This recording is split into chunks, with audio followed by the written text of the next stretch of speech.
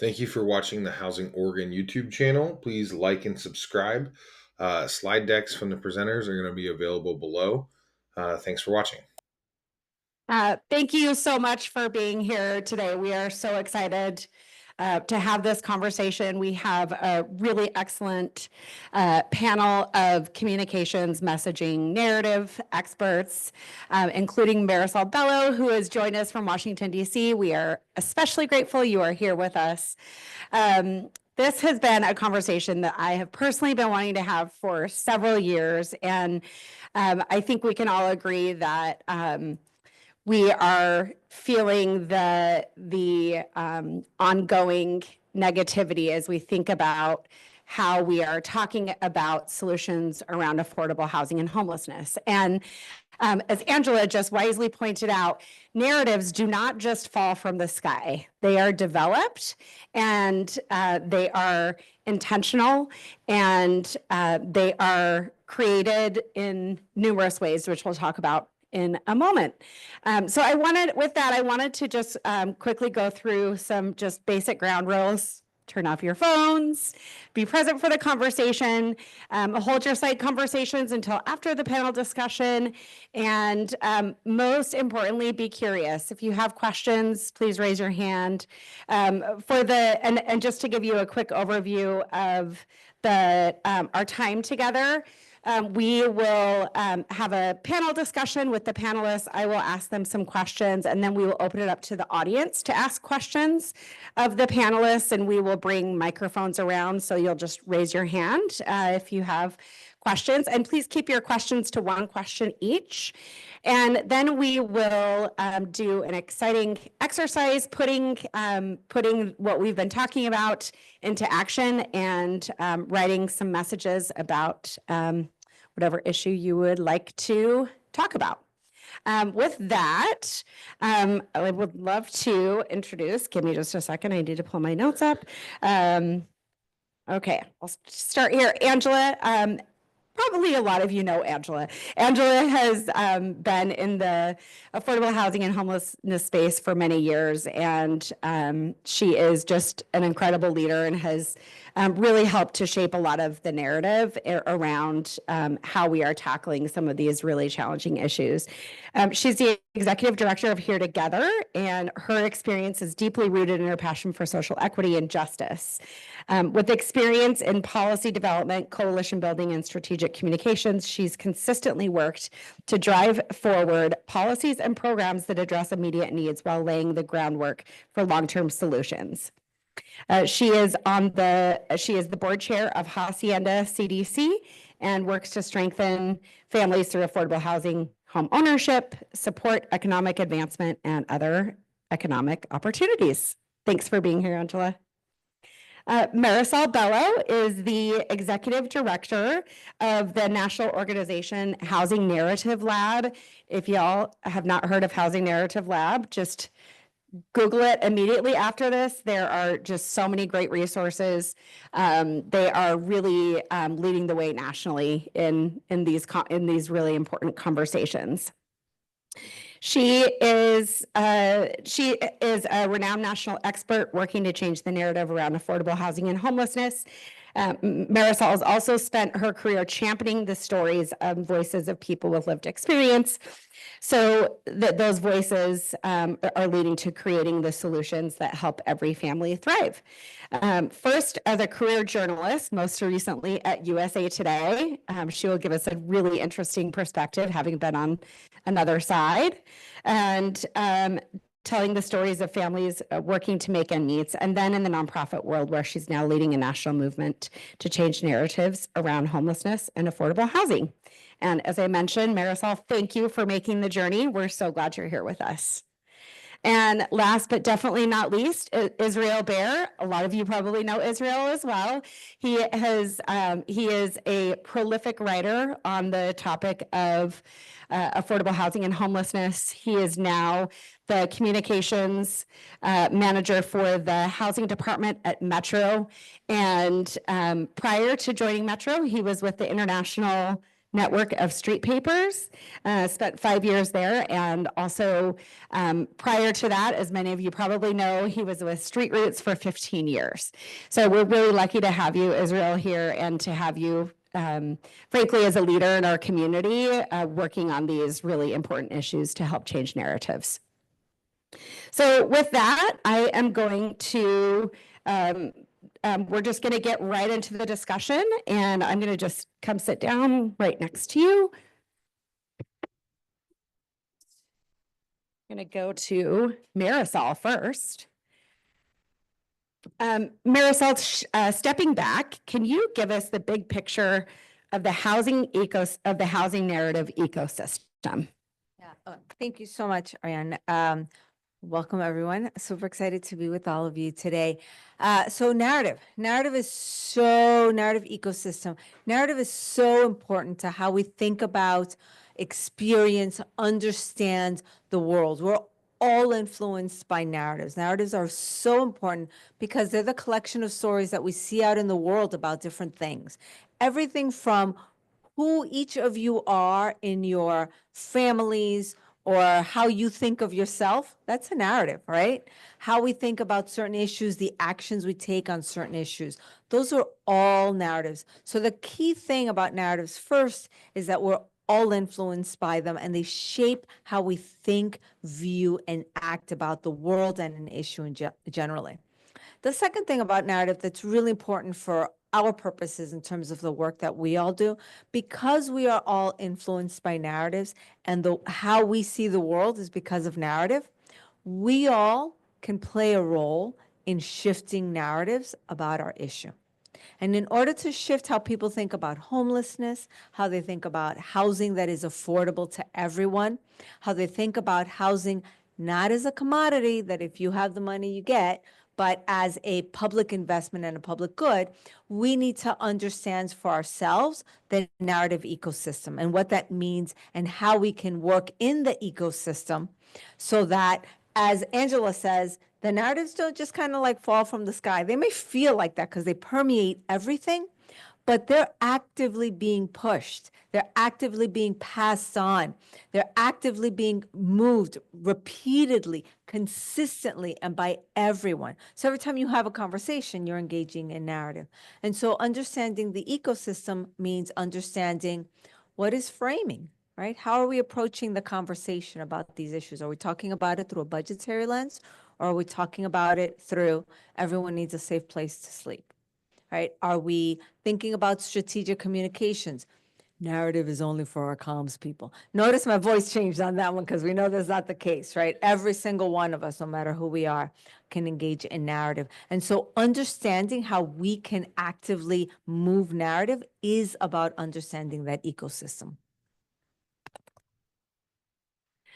Angela, what do you think we're getting right about the narrative in Oregon, and what can we be doing a better job of? Good question. Good question. Let me clarify here. When I say we, and I'm thinking about we, I'm not talking about just us, because this is something that there are more participants in this narrative ecosystem. So what are we getting right? Well, we're starting with everyone's here wanting to learn more. And this isn't the first time I observed that. I actually think one of our benefits is that we are a small community who have a lot of connections and trust with one another. And I see you all show up at opportunities to learn how to be more collaborative and more effective with our communications. So that's a really great step forward. Where are we getting it a little wrong? I was in the car this morning and listened to OPB, and a report came on about Time, Place, Manor in Cottage Grove. So my ears perked up. And OPB reporter, Nathan Welk, started to talk about one of the focus people in his story. And he said, Cottage Grove, longtime Cottage Grove resident, I don't remember her name, Nancy, who has lived in Cottage Grove, and just said 10 things about Nancy before letting the listener know that Nancy experiences homelessness. And it so caught my attention because we're not doing that enough. When I look at our communications that really pop on our social media or in our newsletters, it is social media, it is stories that start with our shared humanity. I think of the story we told about David, who is a graduate from Stone Soup, one of our colleague organizations out there. And he's holding this giant pan of biscuits. And anyone that looks at his smile in that giant pan is like, I hope I get to know him because he might make me some biscuits. And then later you hear pieces of his story about his struggles as somebody who was recently incarcerated, released from incarceration to homelessness, battling substance abuse. You learn about those things later, but you still want David in your life because he has a full tray of biscuits. This last Valentine's Day, we tried to lean into that same thing. And this is just one example that comes up. And we told a story about a couple I had known for quite some time. I knew them when they were, their address was under the Hawthorne Bridge. And I know them now as their address is in a Northwest Pilot Project sponsored house. And what I've known about them through all of this is how their love for each other has built their resilience to get through the most difficult times. And so in our story, celebrating them, that's what we celebrated, is that their love allowed them to navigate a very difficult world. So I think what we need to do more of is look for our shared humanity, shared experiences, and get to our housing status way down the line. Nobody has ever described me as my housing status. Nobody. You probably don't know what kind of house I live in. You don't know if I'm a renter or an owner or I'm struggling, but you know a lot of other things about me. So let's do that about the people that we're sharing stories about, is introduce them in a more human and holistic way. Did you want to? Oh, no. Israel, it's your turn. What are some things we should all be doing to change the narrative in the news media? I think it's really important. Oftentimes people are scared of reporters or any storytellers when they're doing the work that they do because they're trying to describe a very complex reality, either for an individual or a system. And relationships are everything. And so by the time a reporter calls you in your local community that covers the issue of housing and homelessness, whether you're an executive director or a communications person or somebody who is in the realm of just thinking about this and talking to the media and or storytellers, it's really important that we sit down and build relationships with people. And so oftentimes reporters, especially in this media environment, or storytellers, they're scattered, they're expected to meet a multitude of deadlines, they may be covering more than one issue, et cetera, et cetera. And it's really important for people to be able to have, take your local reporters or storytellers. It doesn't have to be a reporter. It could be somebody that has 100,000 Facebook followers and they do dog grooming in your small town, but they have an audience that would impact people. And if you can identify people within your community to sit down with and be able to tell the historical context of homelessness and housing in your community, the historical context of federal disinvestment, the historical context of institutionalized racism, but also to really like begin to get them to understand how complex the issue is. And then really it's about like thinking about, it's being honest with them. A reporter or a storyteller, the moment they can tell within 5 minutes whether you're trying to spin them or not. And typically when you start to spin them, they don't look at you as an honest source. And then they begin to ask questions. What are you hiding? What are you doing this? Why are you doing that? What is the story actually about? And so it's really important to build those relationships, but most importantly, be honest with the people that you're talking to. And then it's really important to be able to set context. Oftentimes, nobody in America believes homelessness will end anytime soon. Reporters certainly do not believe that homelessness will end anytime soon. In fact, they're probably the most skeptical bunch of the out there. And so it's really important to be able to put things in context of that housing is no different than investing in public goods. It's no different than investing in our bridges, our police, our water, et cetera, et cetera. And to be able to understand, so often politicians and or special interest groups may be selling homelessness, that if we build a bridge from point A to point B, we're going to solve X, Y, and Z. And we all know that's simply not true. And so by the time a reporter or the media or a storyteller comes to sit down with you about a particular story, they already had the context, they understand the relationship, they know when they can talk to you off the record, when they can talk to you on the record. And it just really creates a dynamic in which you can have an honest conversation. The last thing is practical. You should never, ever, ever, ever talk to a reporter in the moment. If a reporter calls you, you pick up your cell phone, you pick up your phone, never start talking to that reporter. You always say, can I call you back in 5 minutes? I'm not available until X, Y, or Z. You've had a chance to gather yourself. You've had a chance to collect what you want to say. I highly recommend that everyone in the notes in their phones have value-based messages that they're always going to be able to go to. So if you have any chance of being able to talk to anybody in the public whatsoever, you should have those value-based statements ready to go. And so oftentimes in our work, we're doing trauma responses or reactionary responses, or somebody's doing a story that they may be, a resident did X, Y, or Z, or any number of things. And so it's so important to be able to collect yourself before you're talking to storytellers, to be able to then be able to have lowered your blood pressure, especially depending on what reporter is calling you. You might know what that might be about.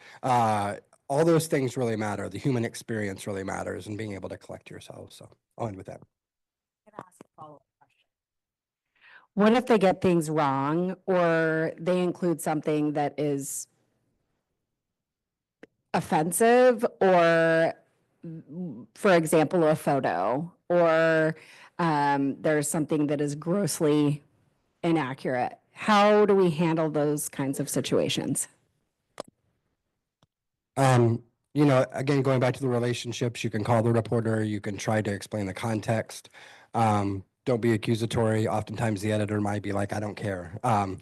So know that the reporters also have to report to somebody. And so there might be a whole entire newsroom that's working on a particular story, and you may have been working with a particular reporter or storyteller. And so they're under an enormous amount of pressure, deadlines, et cetera, et cetera. But it's really important to provide context. You can ask for corrections. Very rarely will they come. But it's a learning opportunity. I often, anytime I see a reporter or somebody say, I chose to be homeless, and the editors and the reporters choose to run that story, I'm always enraged, because everybody knows from a human experience that whatever happened in that person's life led to a series of things for them to becoming homeless, even if they're there saying they're choosing to be homeless. So that's something you can talk to the media about. You can educate reporters about context. But again, it goes back to relationships. Just throwing a letter to the editor or a response to a news story on a blog post is not going to move an editor or a reporter or a storyteller. You have to be able to set and give them the context that they need. Can I add one little thing to that? Just as a reporter, one thing I would just, like, practically speaking, start every conversation with, first, let's talk off the record, not for attribution. Let's first talk like that so that I could hear your questions. I could think about how I want to frame it. And everything I'm going to say right now is, let's talk first off the record, not for attribution. If I say something as we are talking that you want to use, then you can read the quote back to me. So that's, like, practically speaking, a way to try to address some of the mistakes that can happen. But don't just start talking, because then everything you say is on the record. Do you mind if I add Oh, something? yeah. So I love this question because nobody ever gets more dug in than when they feel like the reporter got it wrong and they're coming to me as the comms person to fix it. That is the most heated conversation I will have with folks.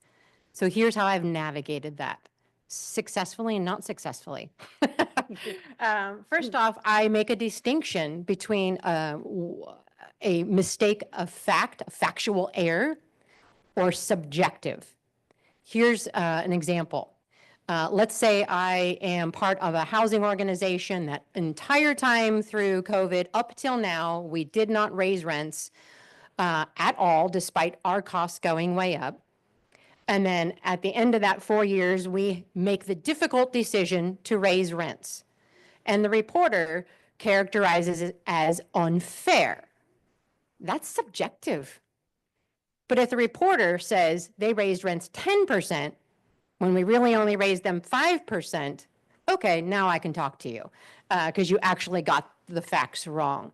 So making that distinction, I think, is really important for where you're going to spend your energy to try to change someone's opinion.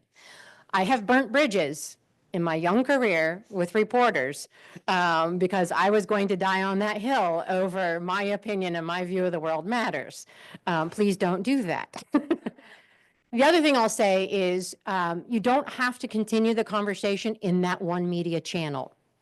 If it's an important story, especially if it's a crisis communication story that's going to have legs, that it's going to jump from one media to the other, you can get that correction by recognizing how the reporter got it wrong and get to the next reporter with the next station first. Because look, reporters are busy, just like us. They're going to read the stories that were written. And you want to interrupt that error before it continues. So don't waste your time. Do the assessment. Maybe don't waste your time with that reporter. Go to the next outlet and make sure their error does not live on. Great. All really great insights. Getting a correction is very satisfying. So, Marisol, what do you think are the most problematic narratives out there, and how can we create a counter narrative to those narratives? Well, I think we know a lot of the narratives, right? People that are experiencing homelessness are lazy, are using drugs, have mental health issues, all the kind of harmful, frankly, dangerous narratives that have led to grants pass, to so many cities now arresting and finding and jailing people, to states like California wanting to pass ballot measures that, codify that in their state constitution. And so that's one narrative that's really harmful. Frankly, the other narrative is that housing is a commodity, right? This narrative that housing is like a pair of Nike sneakers, and if you have the money for it, you can have it, and if you don't have the money for it, you get Skechers or nothing, right? I mean, folks are not thinking about housing in the same way as a public investment. And so I would say that the two of the primary ways that I would suggest we start thinking about shifting is actually, I want to touch on and expand a little bit about what Angela was saying when she was talking about, we call it asset framing, which is talking about people through who they are, right? The thing they love, their aspirations, their contributions to the community, their experiences, and their condition of housing is not who they are, right? That's a condition and a challenge that they are facing and working with and trying to overcome and are dealing with the challenge of, but they are not in the same way that someone who is here undocumented, right? There are a whole bunch of other things. So thinking about first that idea of, as we call it asset framing, but it's very much what Angela was talking about earlier, is when we are talking about either individuals or communities, right? Talk about us, we are people who have pets, who wanted to be astronauts when we were kids. I don't know, right? I mean, I wanted to be an astronaut, but, and then I figured out I was bad at science. But really kind of that asset framing is really important because it can help blunt the dangerous narrative that folks are other, right? And they're not like us. And we have to say, we are all together. We all have these desires for our families and our loved ones and ourselves. We want the same things. So the first thing I would say is that. And then the second thing that is attached to that is talking about our issues and our solutions through the lens of values. And Israel mentioned this earlier when he was saying, have your values-based messaging or talking points, but thinking about values. People need a home not because we have 83 units which allow 2.5 people of occupancy and right, like that's not how the world sees housing. If you think about what home means to you, it can be everything from dancing salsa with your grandma or pancakes on Sunday morning or any other number of things. It could be just, there's no place like home. It could be with the Wizard of Oz that you connect to home. And so the way we can blunt these harmful narratives is thinking about values and coming at it from values like love and stability and safety and home and empowerment, pride in our community, unity, right? We want a stronger, better, here together Portland. And so those are the ways that when all of us are doing it, not just the four of us on this table, because the four of us on this table, while we are good, we are not like able to do this and move this mountain by ourselves. It means that all 60-something people in this room have to do the work together. And that's not just for your comms people. This is your EDs, your grant people, your service providers who are talking to folks all the time. So all of us can start to move the needle, but we're talking about it through that lens of value. Follow up. I know that many of you in this room obviously run or manage affordable housing properties, and we have this, we have the NIMBYism challenge and the way that people perceive and judge and stereotype people who are perhaps living in affordable housing or are not. And how do we, how do we combat that NIMBYism and, really get at how are we building the case for that the issue is we need more affordable housing and the systemic, right? I'm not trying to answer the question for you, but like, how do we talk about that in a way that's not about individuals, it's about systems? Yeah, I'm going to maybe answer it. I'm going to tweak my answer a little bit to add to something that you were just saying, Ariane, is first, right, thinking about the NIMBYism, it's on the ground. Who are your NIMBYs in your particular community? What is the thing that they care about? Is it the value of their homes? Is it, are they worried that the community won't be safe because of who might be moving in, or it's multi-income? What is, try to get to the why. What is the thing? Why are they freaked out, right? Is it racism? Like, why, it could be any number of things. And I'm going to give you an example of what I mean. I grew up in the Bronx, in New York City, and I come from a lower resourced community where often the city of New York wanted to put a lot of services for people. Do I need to speak louder or just to close the door? And so in one instance, in a neighborhood where I have relatives, Black and brown community, the city wanted to open a home for young men with mental health issues who have experienced homelessness and other issues. And they wanted to have a safe place for them in a very working class immigrant Black and brown community. And all the people in the neighborhood were NIMBYs. And they said, no, you've already put too many services in our communities. We don't want it. So the organization that was bringing that home in did a town hall. And they brought some of the young men in to talk about being able to have this home, the stability. And they came in, and my relative, it's an older woman, came and said they came in with their little ties and their nice shirt, and they were so young, and they just were like unsure.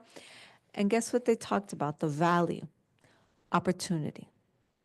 The home was going to create for them and provide them opportunities that they didn't have. They were talking to a room full of Black and brown people. They were talking to a room full of immigrant people who, right, their only wealth was their home, and that's why they were worried about it. But these folks also understood opportunity, what it meant to have opportunity and what it meant not to have opportunity, and how this place was going to be able to provide opportunity. Well, guess what? They were able to get their home, right? They opened the house, they were able to do it. Later, the young men became very much part of the community, raking people's lawns and doing all that kind of stuff, right? And so I use that example because, and I love to tell that story because it got to the heart of trying to understand why this community was a community of NIMBYs, but then what is the value beyond that that was important to them. The reason they have their wealth is because they had the opportunity to buy these homes. And so part of the work for each of us as we're facing these kinds of communities is trying to get at the why, and then bringing in the people that will be living there, finding influencers in the community, right? People maybe that are like them, but who are okay with this new community coming in, who can say, you know, I'm not so panicked about it. I'm not so worried, and here's why. Opening that those kinds of conversations are important. And too often what happens with us and NIMBYs is that we see them as the enemy. We put a stop and we treat them that way. And so finding, are there ways that we can make some inroads to persuade people to come to the other side with us and then join us in being able to move this project? Wow. That's amazing. That's exactly what we need to be hearing. I really want to challenge. I want to underscore and challenge, because what you just heard was a challenge that's so difficult for each of us, and I want you to do it anyway. Find the shared value with the person that you think is your opposition and your challenge right now, the one standing in the way of the thing we want. Be curious. I like the way you started that. Be curious. What is our shared value? And name it. Because then you have just taken so much heat off of the situation, because who's going to say, oh no, my shared value isn't everyone has a place to live. Who's going to say that? And so now once we've established we have a shared value, we can have a conversation about the best practices to get there. But so much of our dialogue that I hear right now, and I understand it, I really do. So much of our dialogue is about othering the person who feels like they are our opponent, our political opponent, the person who has more power than we believe we do. I think the most powerful thing you could do is find that shared value, name it to them, and then challenge them to work with you to achieve that together. And I'll just quickly add, I think one trap that we get in here in Portland, especially because we recognize we are a more progressive city, is we're fighting amongst ourselves, right? And so how do we get out of that trap? Because that is what people want us to do. They want us to fight amongst ourselves. And so if we are going out and asking them, and really all people want is to be heard and to feel like they're being listened to. And so that community engagement piece is super important. Switching topics a little bit, but I know this is a hot topic because I've worked with many of you on this, is storytelling. How do we tell the most effective stories, and what stories should we be developing while telling them respectfully and responsibly? Oh, I was like, I bet he has a really good answer to that question. I start by here's my shared belief about everybody. We all have a story we want to tell. Often when we go to our partners, and Casey, my colleague out there, has probably knocked on many of your doors to say, hey, can we tell stories about the great work you're doing and the great people that you're helping? We will occasionally hear, yeah, no, we don't want to ask anyone because they don't want to be exposed. They don't want their story told. I've never experienced that, because I go in with such curiosity and love of getting to know someone else that they feel it. And we strive to make them part of our storytelling. So how do you tell good stories? You do it in a teamwork and partnership. So Casey will go out and interview folks, get to know something about them, and then she'll hear that moment when they have that little spark in their eye, and that's what gets to be the lead. And then we do the due diligence of going back and sharing the story with them and say, did we get this right? Did we tell the story that you meant to tell us?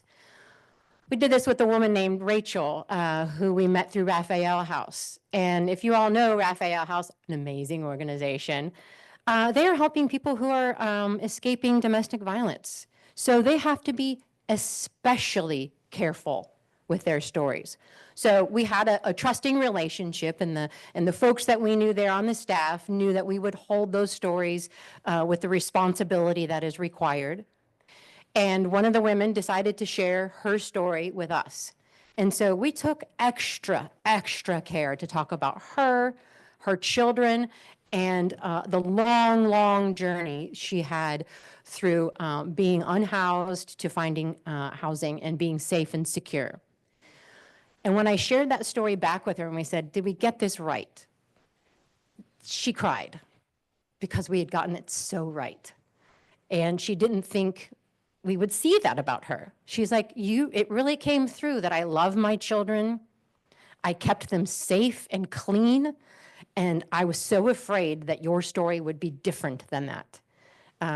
So you tell good stories by being curious, getting to know the person, and making them a partner in your storytelling, because I really do believe we all have a story to tell. I would just say from a narrative perspective, yeah, like there's an enormous amount of gatekeeping in the nonprofit industry about people telling, scared that vulnerable people will be taken advantage of by storytellers or the media. And so it's really important to be able to think about that thoughtfully. I've never heard a person that didn't want to tell their story in some capacity. And so if you're an organization that is gatekeeping, please stop.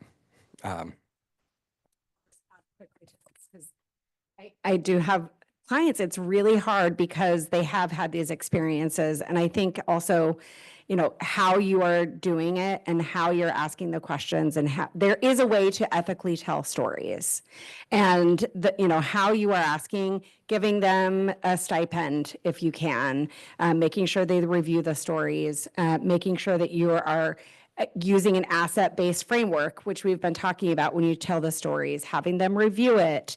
And I see this a lot with it, particularly between communications and program teams, that there is a real challenge. And it is that, but I think what we talk about a lot is framing, and how we are framing something. And if you think of what's in the frame, it's a person. Without that person, you lose what that is. And so I work with my clients a lot to rather than looking at it from the framework of you're exploiting, to a framework of this is the people-centered work that you're doing, right? Every story that you should be telling are about the people. Not every, but you understand what I'm saying. So Israel, just going back to, I should have had you keep the mic. There are a lot of messages out there. There are a lot of ways that we cumulatively talk about these different issues. I am a big fan of everybody singing from the same song sheet. However, that is incredibly difficult. What do you think, where are some ways that we can better collaborate when we are thinking about how we're talking about issues, how we are describing people by their aspirations, like how, and then also a second question is really around, how do you know what narratives are taking hold? It's through public opinion research. What do polls and surveys say? How can we better coordinate on research sharing and I forget the other part of the question was. There you go. Oh, where to start? You know, it's really important as organizations and individuals, as we're telling stories. Again, I'm going to go back to the value-based messaging. Nothing you ever say should not begin and end with a value-based message. And so whether you're selling your own organization, an individual story, it's really important to connect that to the larger community. I see an enormous amount, whether it's fundraising season or whatever it might be, everybody's trying to get their mission, their brand, their work out there, and everything we do should be connected back to the larger value-based narrative. There's a lot of work for us all to do collectively. I think that it's a resource problem. If you have oftentimes in nonprofit organizations, you have a development director who's also doing communications, who's also doing social media, who's also doing all those things. That is an enormous lift for any one person to do or two people. And so being able to find ways to invest in communications, both as organizations and institutions, and pushing foundations to see the importance of communications in your community is essential. It's wild to me that foundations invest millions and millions of dollars in the housing, but don't invest in how to tell the story of that housing. And so, you know, you could, a foundation could pay $70,000 to have a beat reporter on housing and homelessness in the city, and they may be investing $10 million in a particular issue, and it just does not make sense to me. And so, there's those kinds of things, and there's often trainings. Metro is working that will be launching next year, where we're going to be bringing some narrative change and disciplined message trainings to all of our providers. And so I think a lot of it is about education. A lot of it is about bringing people together to be able to sing on that same songbook. But it's also not repeating negative tropes. It's also not trying to explain your way out of a particular situation. If you're in front of a news camera, it really doesn't matter what the reporter asks. You can answer it however you want. They have a short soundbite. That's not always true with print reporters. They're gonna press you on it, but it's understanding situational awareness. It's understanding who you're talking to, and it's also, you know, in Portland and Oregon specifically, we had the pandemic, which was a complete collapse of society, in my perspective, from a government perspective. You had an enormous amount of anger by residents. You had groups pitted against one another. You had, you know, the Laurelhurst standoff between campers and the neighbors and yada, yada, yada. All of those people still were people voting yes for things like the bond or the SHS tax, or they were still giving their nonprofits money. They were just pissed off, and they had nowhere to go. The city clearly was ignoring them, and it's okay to be able to take that kind of narrative and flip it on its head. Those people are not against us. Those people were having valid concerns about the environment in which they're in. So it's really important to not get lost in these narratives. People for Portland came strong. Everybody got scared and ran away. I don't know what happened. It's really important to understand that, like, as an organization or an individual, like, we're in a time period right now where you're going to have to walk through a fire.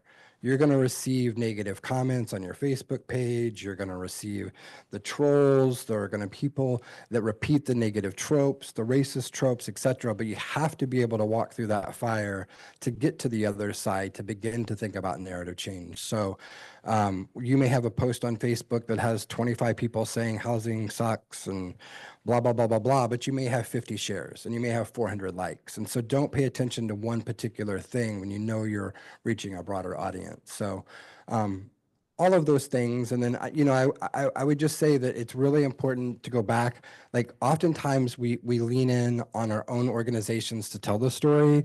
Some of the most powerful storytellers are our neighbors. I think of playgrounds. Playgrounds are an enormous asset to a community, especially for affordable housing developers. If we can have neighbors telling our stories instead of us telling the stories, then you're directly responding to the NIMBYism in a way that's very thoughtful. So there's a lot of different ways to be thinking about it. Okay, I could ask you all questions all day long because you're all incredible. We are going to now open it up for an audience Q&A, and I'm not sure if there's another mic. Is this the only one? Okay. I will, if folks have questions, what we'll do is you can just raise your hands and I'll bring you the mic. And again, just a reminder to for one question only. I think I saw a hand over here pop up. Okay.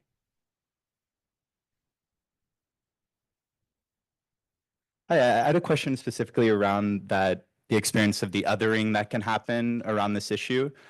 And I've noticed in like talking to family and friends, even folks who have a very big heart, they can still be engaging in that othering, where it's like those folks over there really need help.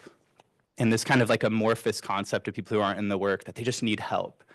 And I'm wondering if you all could say anything about ways in which we could bring that into the we, that we need help, that a lot of what is causing people to be on the street is affecting all of us, maybe to a less degree of severity. I just don't know if that's something in your work at all, of like reckoning with this as a cultural crisis beyond just those broken people over there.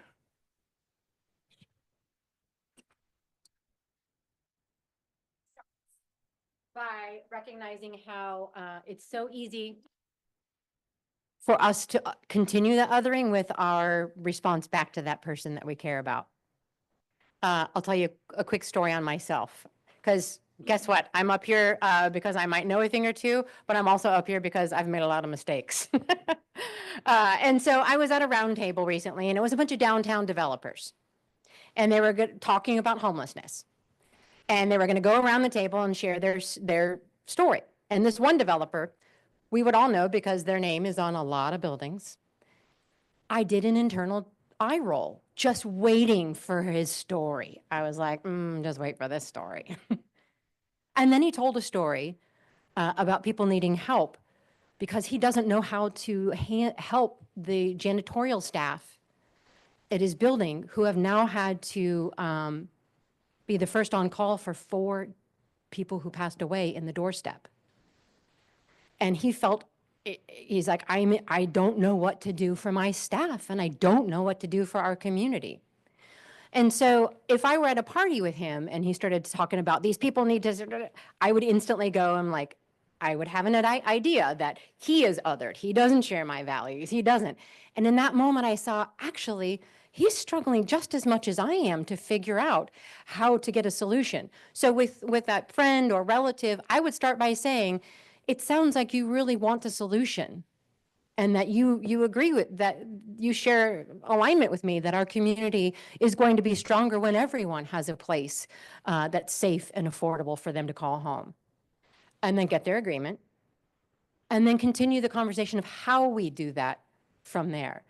I think so much we get into this harm and values Olympics, that my values are better and my harm is better and deeper than yours. And so we start the conversation with throwing punches at one another. So how do we disrupt that? And that's back to that shared value. I bet my colleague said. Everything that Angela said, and I would go back to something we've said earlier, which is be curious, asking the why. And also to also add to what Angela was just saying is that, or continuing kind of to put that pin there, is the acknowledgement that you acknowledge and hear that what you see on the street is not good. It makes you feel bad. It is uncomfortable. Like, it's clear that homelessness sucks. Not just for you having to see it, but for the people that are living on the street. So we can agree that this is a really terrible thing. And now we need to figure out, like, what could be some things that we could do together to figure it out, starting from a place where Angela was talking about. But I think that first layer for us, which again is not always comfortable, because the minute people start spewing things that you're just kind of like, hold up, nope, can't hear that, right? Just stopping and saying, okay, well, what's behind it? And do they have a point? Having to open up a place where people are dying and having 4 people, that's traumatic. Having to clean a sidewalk of human waste is not pleasant for anyone. So I think being able to acknowledge for someone, you're right, this is not good for you, it's not good for anyone. The folks who have to live on this street, right, who have no options. So what can we do? Like, what's left, right?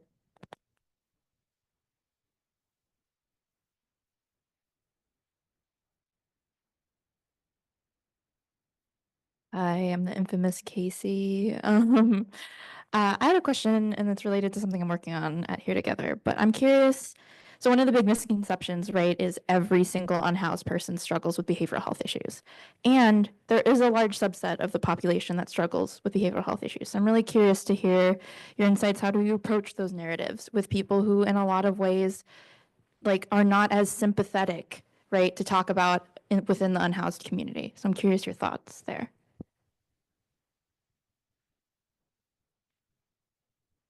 Who wants to go first? Yeah, Israel. Go for it. I mean, I think first and foremost, to be able to understand that the experience of homelessness is traumatic, regardless, and understanding that being able to describe the environment in which people live in, so whether it's the lack of restrooms, whether it's the lack of sleep, whether it's the lack of whatever it might be, can help set that stage.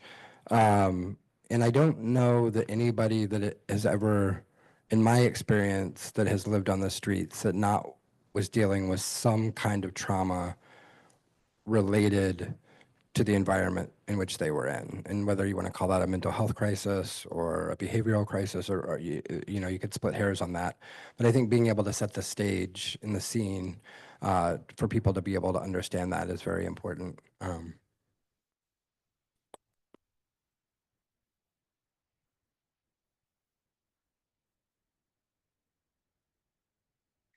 Thanks. I'm on the board of a nonprofit that builds transitional housing, and we fundraise and we struggle with telling stories of the people that we're helping without exploiting their situations and feeling like we're using them. And how do we navigate that?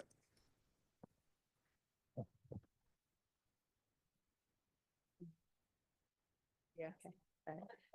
Asset framing.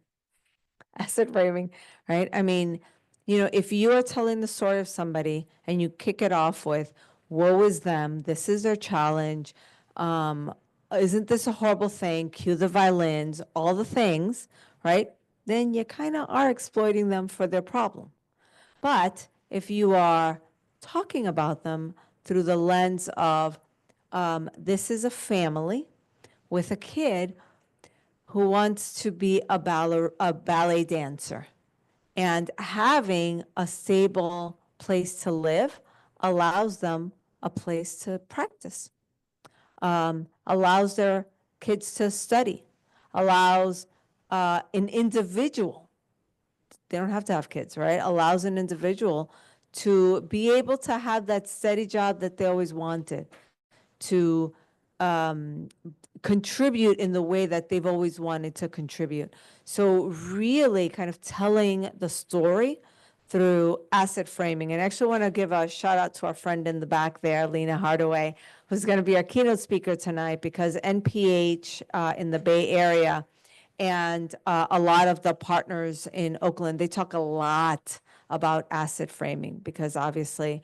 San Francisco and Bay communities are struggling, as are so many other places, through some of these housing issues. And so being able to tell the story, right, through that aspiration, right? And now you're shifting the frame that we were talking about earlier, because the frame isn't, what was these, you know, poor people that need our help. The frame now is they are empowered to do a thing, to be part of our community, to make our community stronger, because they have this kind of housing. And that's where you come in, said funder, by helping us to fund said house so that, you know, Marisol and her kids could do XYZ.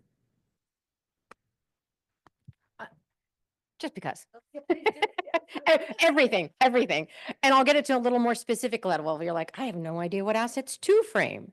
Sometimes if I'm about to go do a storytelling with somebody, I'll ask them to think about some objects in their household that have meaning to them.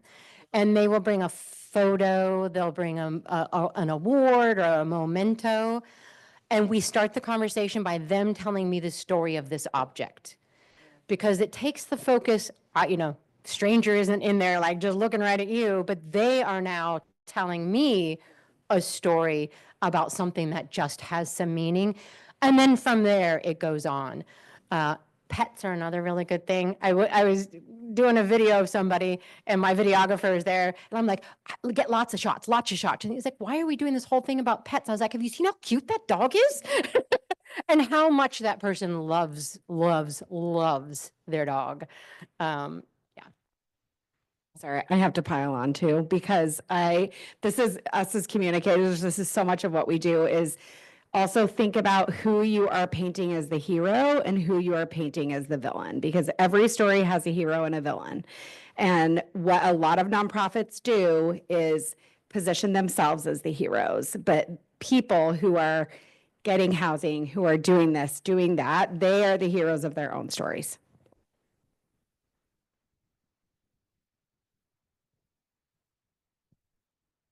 I'm with an organization that provides food security to residents in affordable housing. And so one of the narratives that we're trying to push is that not all affordable housing is equal or dignified, and that there's people need access to that support in order to retain housing. So do you have any additional advice for how to foster that more holistic conversation?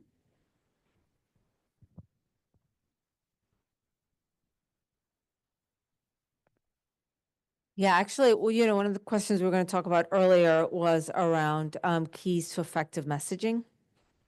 And in housing, there are three things that really come up. One is right now, all of us, not just in Portland, but everywhere, we're feeling the housing crunch. Not just folks that are forced and pushed out onto the street, but all of us, right? I mean, study after study, people are spending more than a third of their income just to keep a roof over their heads. So when folks are feeling the reality of that, that creates instantly a shared value for us to start conversations around, right? So that's the first thing is just, we're all feeling this. It's no longer like a them. This is an us problem. And then the second thing that I would say is, and we've seen this in a lot of research, folks get the housing as a problem and affordability of housing is a problem. They get that homelessness blows, right? That this is a real problem, not just for us, but for everyone, right? And people that are living on the street especially. So people get it. Where we're hitting a narrative rub right now, narrative tension, is around the solution. Because one group of people is saying the solution to this is if people are having problems and they're taking drugs, we should just arrest them and find them and jail them and take them, put them out of sight. We don't want to see them. The other solution is what you're talking about. Is provide people a house or provide people a home and the services that they need to get better. So being able to frame the solution is really, really important. And as much as you can, framing it clearly and concretely, even if it's something like, we have 7,500 abandoned buildings in the city of Portland. I don't know, I'm making that up, right? But why aren't we converting some of these? When I came in, there was this giant complex of storage. And I mean, giant on the highway. I was like, what is this building? And it's just for storage of furniture, right? I was like, okay. So what what are some potential solutions that feel tangible to people? Because right now they're not feeling like this is solvable. And part of the narrative work we need to do is start framing some real solutions that feel to people like we can accomplish them. Not the pie in the sky stuff. Listen, I want pie in the sky. I want to be 5'10", but guess what? I'm going to be 5'2" for the rest of my life, so it means I got to throw big energy out there, right? And so what are some tangible solutions that we have that we can offer people? Okay, I know we could go on for a while asking questions. We wanted to just quickly show you some examples and just huge shout out to the Housing Narrative Lab for this. And I am not 100% sure that our audio is going to work.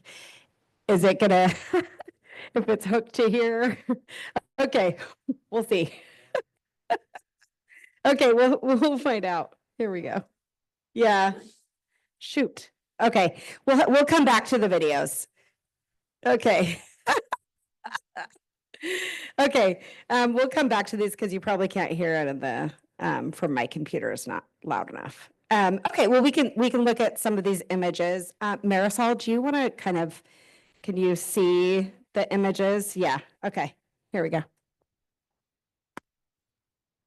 Oh, yeah. So we've done a bunch of narrative research work with nationally and then at the local level, including in several heartlands communities.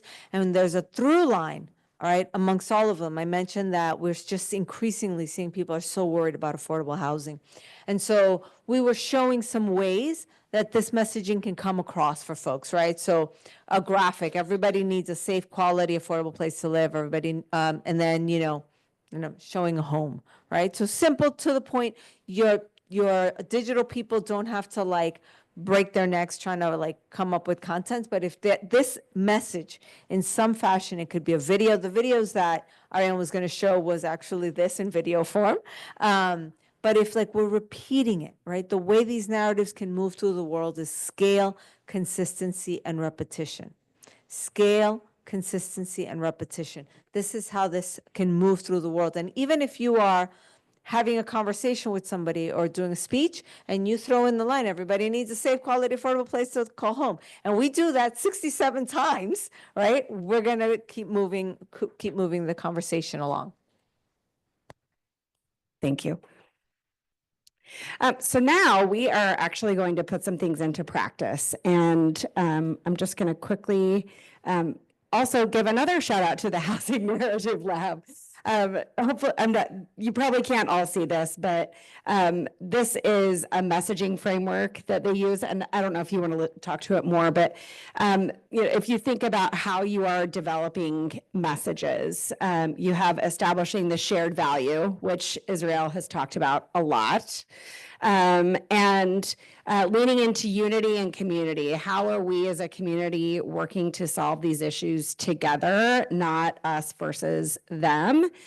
And then going on the offense, I think that everybody in this room probably spends a lot of time on the defense. And we need to be out there going on the offense, looking at how we are telling the stories, how we are asking them, can you change that photo of that person? Because that is reinforcing an unhelpful stereotype, right? Putting them on the, putting other folks on the defensive.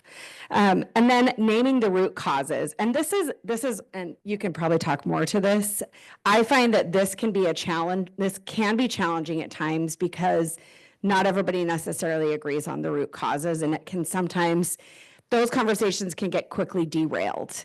But I think that what I think about is like from a systems lens, like the issues are not an individual person's issue. They are those systemic. And so as you're thinking about the root causes, what are the systems that are at play? Focusing on solutions. I know you've talked a little bit about this, Marisol, but how are we talking about the solutions, right? And guess what? There may be more than one solution. So we don't need to die on the hill of one solution. And then a call to action. Everybody needs to know what they should be doing, whether it is, reaching out to their neighbors to tell them about the new development that's being built, or going and testifying in Salem. Always having that action that is concrete, and that you're being very clear what you're asking people to do, but always have an ask. And then making sure that you understand, like, what is the goal of this message? A lot of the times we're developing messages to move minds and hearts, and we do that through storytelling and data. And so if you are looking to shift an attitude or an opinion, looking at who, and also just, it sounds so obvious, but knowing who your audience is. If you, like we were talking about, talking to business leaders, we have to work with the business community. And that is, having seen how challenging that can be, we finding that way to find those common values, but also like understanding where they're coming from, which we've also talked a lot about a fair amount. So now we are actually going to do a practice exercise, and I'm going to ask if you all can help us pass out one sheet per person, if you don't mind. And we're going to give you kind of a framework for how do you actually develop these messages. And one of the things that we talk about is the back of the envelope exercise. How many of you have heard about the back of the envelope in messaging? Oh my goodness. Okay. All right. It must just be me. The exercise is develop a compelling message about a pressing issue, a core service your organization offers, or a policy priority, some sort of policy that you are hoping to get passed.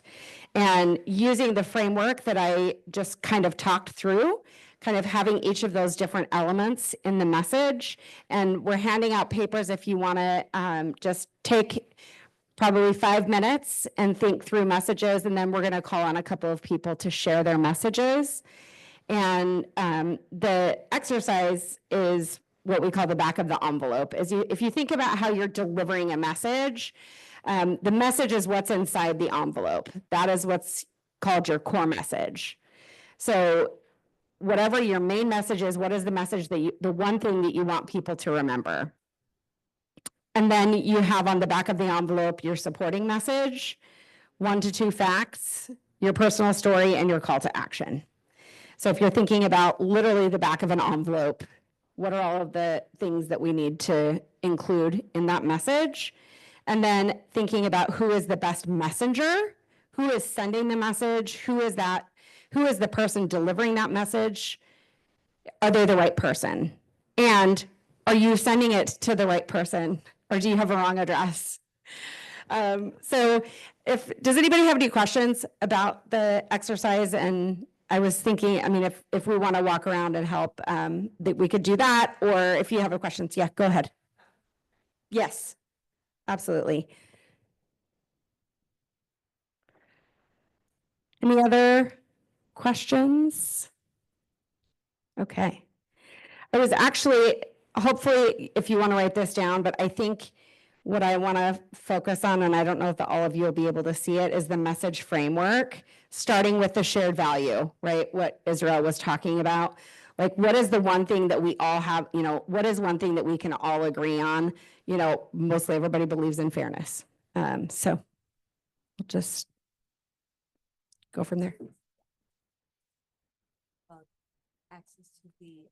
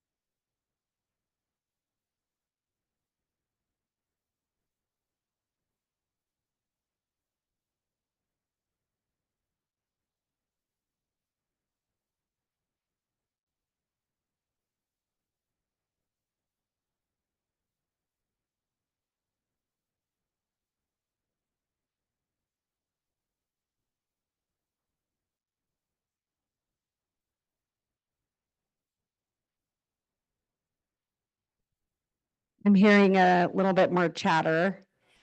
And we are going to look for some lovely volunteers if anybody would. And we were just talking of, how we might, if there's a specific issue that you're struggling with, we can kind of walk through and workshop it. But if there's anybody who would like to share a message and what issue they are grappling with.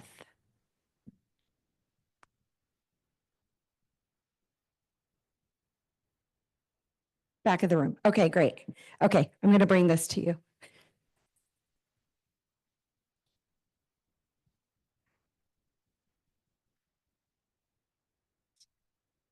Okay, I'm not sure if I did this right. So I'm an architect, so a little bit different, but the core message I came up with is that housing should be built to last and to spark joy. And so the supporting message I said is the investment needed to create great places to live is small compared to the long-term benefit. And the 1 to 2 facts, I only had one fact, but the one, and I hope it's a fact, but the fact I came up with is that people take care of environments that take care of them. And then the personal story was a formerly homeless man who moved into a unit that I designed that turned that unit into a loved home because he felt loved, is what he said. And then my call to action is to support quality housing in your neighborhood for all of us.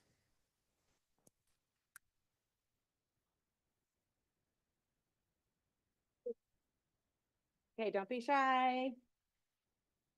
Oh. When I was doing work at, for Portland Community College Bond, one of their bonds every year to get community colleges funded.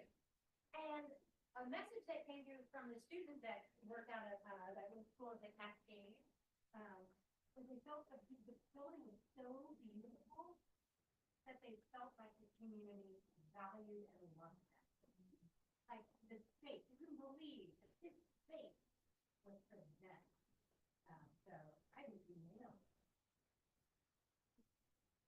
Okay, other volunteers, or if somebody has an issue that they really want a messaging challenge that they would like. Okay, go for it. I have a real life problem I need your help with. I'm Lori Stegman. I'm a Multnomah County Commissioner, and I sit on the Joint Office Steering and Oversight Committee. We are working with our partners at the City of Portland, and we are having a tent and tarp discussion.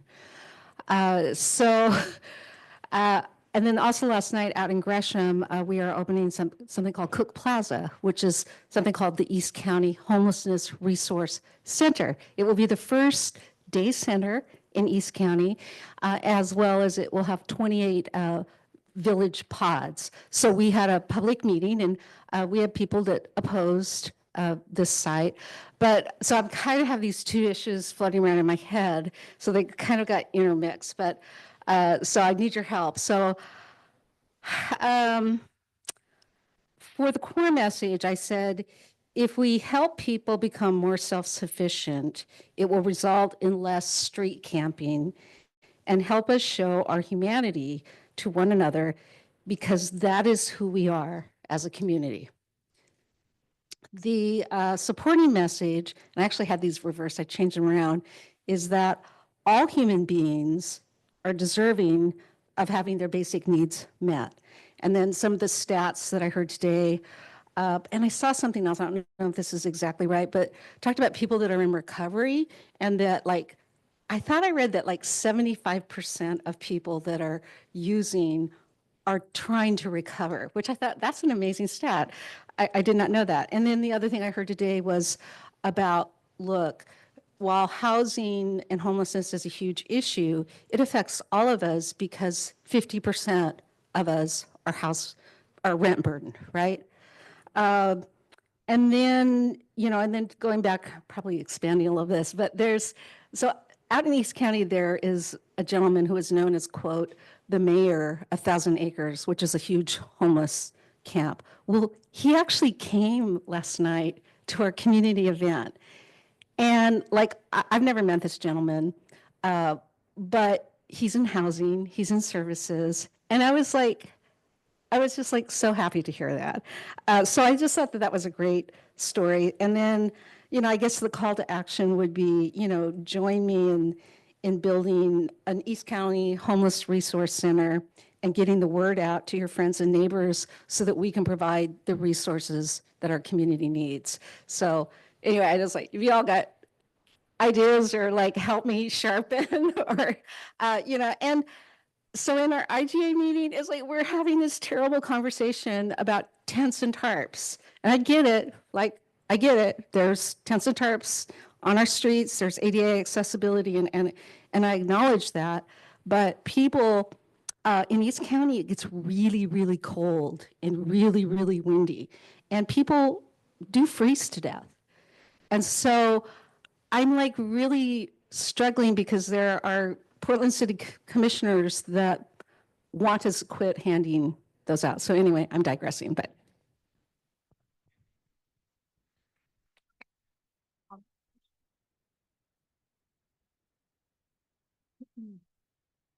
Way to suggest the easy one, Commissioner Segman. You're right. This is the conversation that we are going to be having starting on October 8th in front of the Joint Council, Multnomah County Commission and Portland Commissioners, that you'll be hosting and navigating that. And I think there's a follow-up on October 15th. I'm saying these dates out loud because you are all part of answering this question. So number one, there is a shared value there.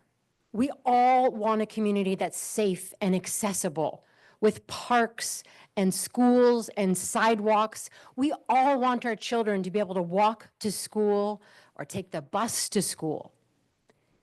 And we know our community is safer when everyone has a place to call home. That's our shared value. We also know that there are proven solutions to help get our unhoused neighbors into a place of safety. So what I hear is that we want to work on that together. I think one of the challenges that this conversation elicits, and I'll look to my friends over here, is there is such a misunderstanding of the tactics and the solutions, especially when it gets to things around harm reduction. And Multnomah County is no stranger to communities' misunderstanding on proven harm reduction techniques. Stay tuned. We'll be having a story about this in the next week or two because we recognize that this is a big, big lift. So my advice is twofold. Number one, we are all part of this conversation in October. And I challenge all of us to start in the engagement with what our shared value is, instead of where it's so easy to go, and that is pitting some of our elected officials who are at this conference standing up trying to find solutions that we're aligned with some of our other elected officials who might not be at this conference, who we feel like we are in opposition with. Find the place of shared value for this conversation so that we can work on proven solutions together. It's not going to be easy. Casey and I grapple with this a lot. But together, I know that we can have a conversation that moves us forward a little bit faster and keeps all of our neighbors safer as we enter into the very wet and cold season. If my colleagues have other. What Angela said.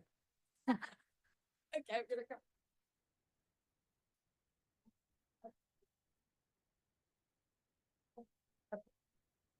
Thank you. We have a quick slide that we'd love to share with resources.